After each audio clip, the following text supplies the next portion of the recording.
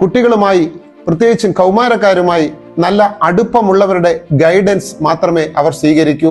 അപ്പോൾ നമ്മൾ ആദ്യം കുട്ടികളുമായി അടുപ്പമുണ്ടാക്കാൻ ശ്രദ്ധിക്കണം. അടുപ്പമുണ്ടാകണമെങ്കിലോ നാം കുട്ടികളെ മനസ്സിലാക്കണം. കുട്ടികളെ എങ്ങനെയാണ് നമുക്ക് മനസ്സിലാക്കാൻ കഴിയുക? കുട്ടികൾ എങ്ങനെയാണ് ചിന്തിക്കുന്നത്? ഈ ആൽഫ ജൻ കുട്ടികളെ എങ്ങനെ മനസ്സിലാക്കാനാവും? ഇതൊക്കെ മാതാപിതാക്കളെയും അധ്യാപകരെയും കുഴക്കുന്ന ഒരു ചോദ്യമാണ്.